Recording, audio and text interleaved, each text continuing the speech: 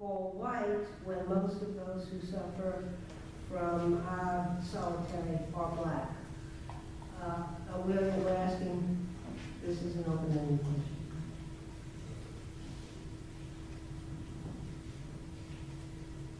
I'm not an expert on that, but one of the things when I first went to prison, out in society, I was considered not the minority, I was the majority because I'm white.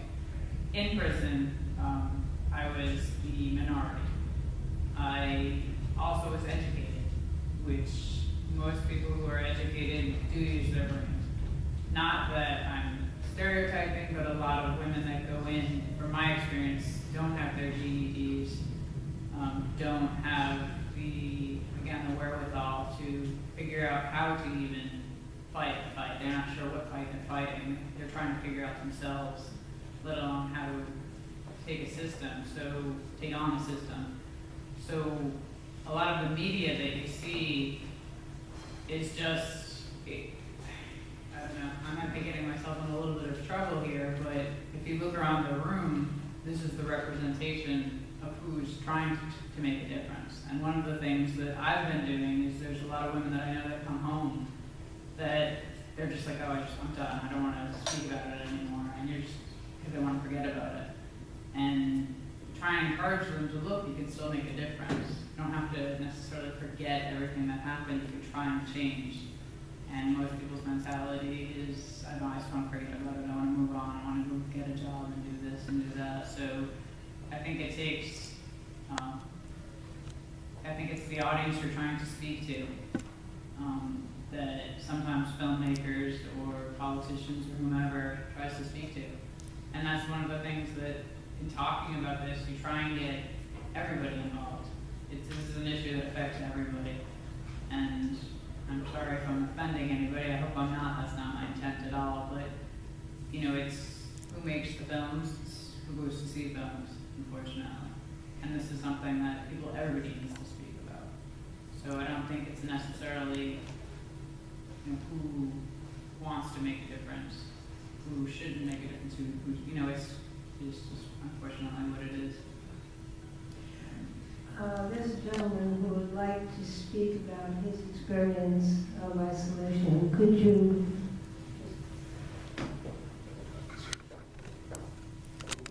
Good afternoon. Hey, welcome home. Welcome home. My name is Terrell Muhammad. My number was 8B1598. I went to prison at 19 and I get out at 45. I spent 6 years in solitary confinement. New York State did receive money to build shoes, Southport, upstate. These are facilities that were originally built to house people who were supposed to be in disciplinary problems. When I first went to SHU, I went for refusing to lock in. I went to get a bowl of food, and I missed the lock-in. I got 6 months. Out of that 6 months, I wound up doing 3 years.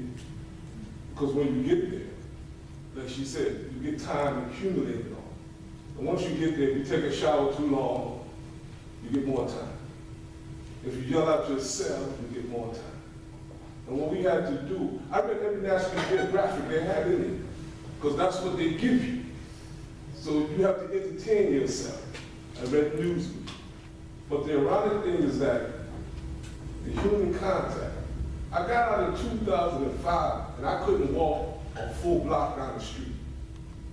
It was like a physical barrier stopping me from going a full block. And each day I would leave my home determined to walk a full block.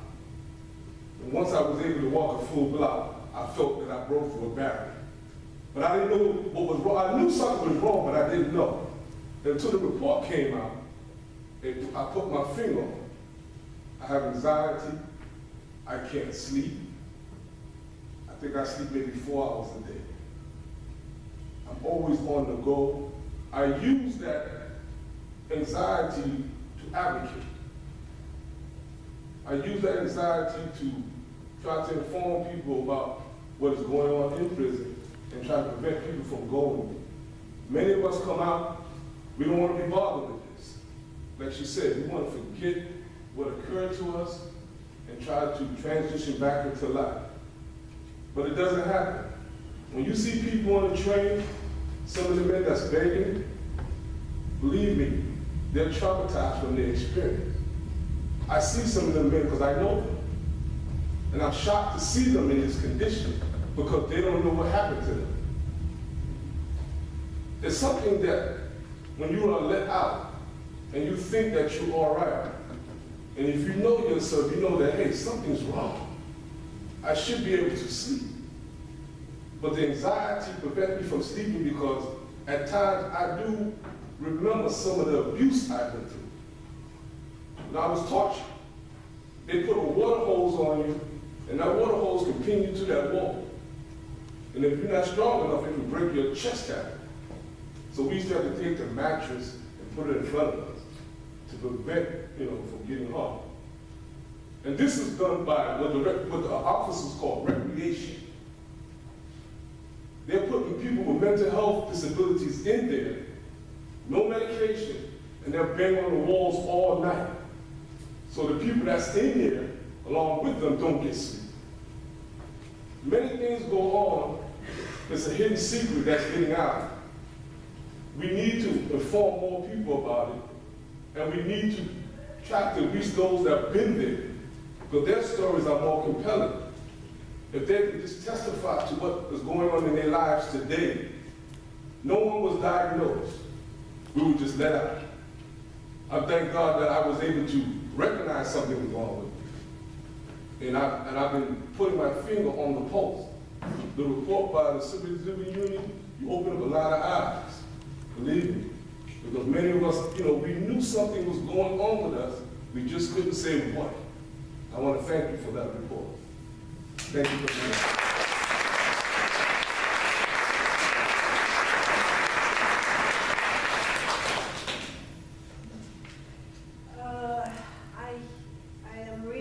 I see in the audience Jack Beck, who has been working on this issue for over 25 years. Perhaps he would like to add something. Is Mr. Beck still here? Mr. Beck, would you like to add something?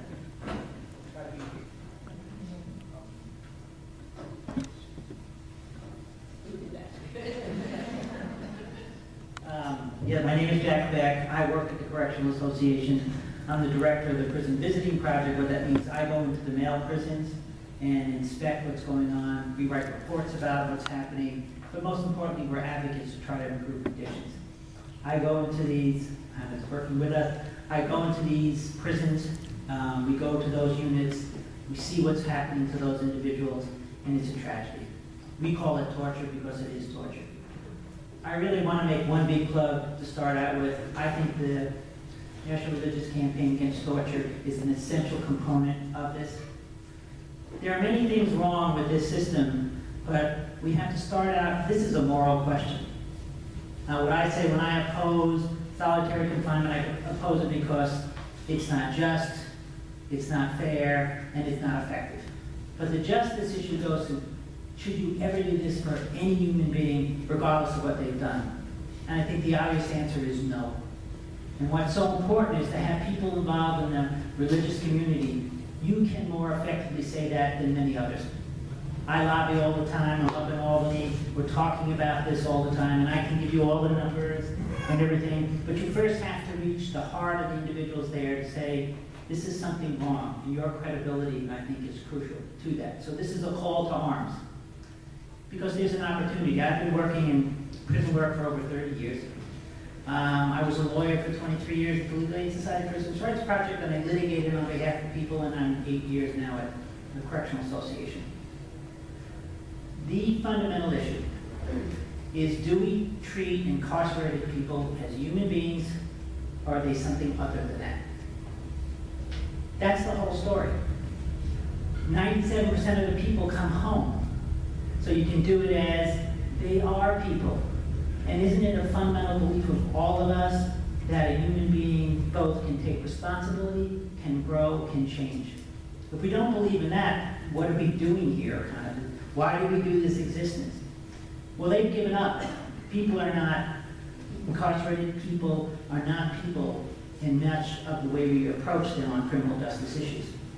I was once testifying before the legislature, and someone who came in and was a therapist who worked inside a prison actually for women. And he was rushing in one morning and he said, you know, I have 7 appointments with women today. And the CO said, as a correctional officer, no you don't. He said, yes I do, look at my list, I have to get in there. No, you have an appointment with inmates. And he repeated it 3 times. There is this fundamental problem that we don't see these individuals as people and their capability for change so that we can allow terrible things to happen to them. Just one small example. When people are in the box, they have nothing to do. I go in there, they sleep all day. But here's one element. If you are in there and you need to have blood drawn, if you're HIV positive and you have to be monitored, the doctors will not take you out of their cell. They force you to stick your arm outside of the food slot to get your blood drawn. Now what medical provider, even treating an animal, would approach them that way? Yet this is not just an individual, this is the official policy of the department. We have lost our ability to see these individuals as human beings. And unless we can change that, we can't make the fundamental change that we want. But change is possible, and I'll be really brief. Mississippi, Maine, what they've done is they've seen that this is not working. We're not doing anything effective. Matter of fact, we're making the individuals less able to cope.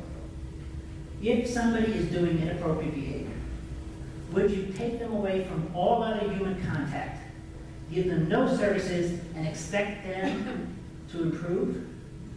Of course not. Matter of fact, what they have to do, and I've talked to Dr. Brassian, who's in the film, he's on actually a working committee we have right in New York. And what he describes is you essentially have to dehumanize yourself. You have to, what is the essential piece of the human being? It's our socialization, our ability, the importance of being a social being. There's some great studies about this. And what has happened is you have to, because when that's all taken away, the only way you survive in that extreme isolation is to de-learn socialization. It has to become no part of you. And therefore you can't function. And these people come out permanently damaged because you've taken away one of the essential things of their being a human being. We have to change that. We were just at a meeting the other day, people were given 3 years because they had a cell phone. Now a cell phone in prison can be a problem, but would you lock somebody away for 3 years for that? Like locking somebody away for 2 months for a pair of socks. You don't do that to human beings. I would like to call you to arms. This is a great time for change. I've been working for this long in the field. I've never seen an opportunity like this for us to make a difference. There's going to be many efforts where you can get involved, speaking out, being part of lobbying, look at legislation, but calling for the theme is, let's treat the incarcerated person as a human being. Thank you.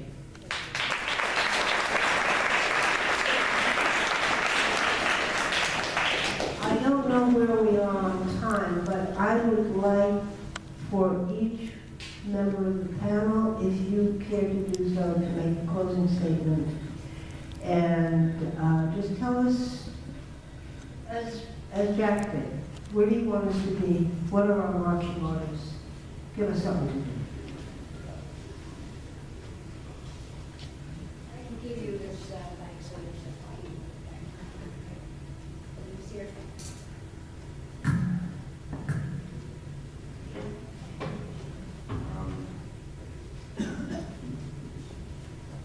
I mean, I think this is really a state legislation issue, and we put legislators in office, we vote them out of office. They respond to constituents and they respond to letters. So find out who your local person in the New York State Assembly and Senate are, and write them a letter, tell them this is important to you, and see what happens. I mean, that's what happened up in Maine. It was really, I think, one legislator or two had some hearings and introduced the legislation, and it took a couple of years to get through, but then it passed, and the same thing in Mississippi. So I think, it doesn't take many letters, and I think that's how change happens. Yeah, I would echo that to if you're interested in the issue, there's so many groups that are working on solitary confinement, not just at the state level, but also at the city level, trying to deal with the situation at Rikers. So look out for those opportunities. There are also events that are taking place. Next week there's a panel discussion that Jack Beck will be speaking at about juveniles in solitary confinement. And the more that people discuss these issues in their own communities and with legislators, the better, because people just need to know that people care about the issue and that they want to see change. I use Facebook, so I'm just gonna go home and write on Facebook what I came and did tonight, because most people aren't sure, what's going on. And it's like, hey, guess what I did on a Wednesday night? I went and sat in a basement and listened to people talk about solitary confinement. And as everybody said, find out who you need to write letters to. But sometimes it's just generating a conversation, because it is a small world, and you never know who you're going to meet, who you're going to run into, and where they've been, and what shoes they've walked in. So just talk to people. I don't know who you should talk to, but talk to anybody. Go on Facebook, use Twitter. I love those things. I've got a devil's playground sometimes, but they're still pretty good for something. So thank you all again for coming.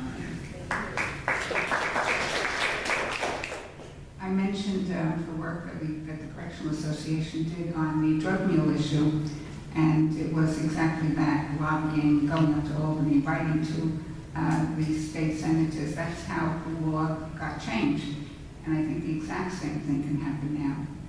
It's the same process, only this time we want to enact laws to abolish solitary confinement, and everyone can do it just by legislate. The other thing I would recommend is that you sign up with the national, on the computer, sign up with the National Religious Campaign Against Torture. Get on their website and they will give you information.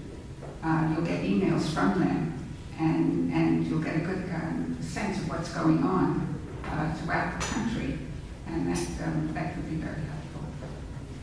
I just want to add one more thing. If you had told me when I was in prison that people would be having conversations like this on the outside, I would have laughed at you. I would have said, no, people are not discussing this type of thing. So truly there are plenty of men and women out there that benefit from your thoughts, just the fact that you can consider them human beings. That is essential, because one day you will be walking down on the street. And again, thank you all so much, because there are people that don't know how to thank you, because they don't know they should thank you. But everything, every person makes a difference.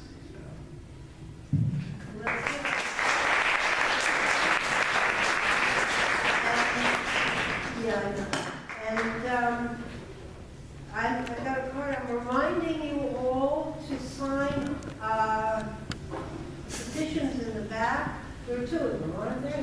One on solitary confinement, the other one on stopping torture everywhere.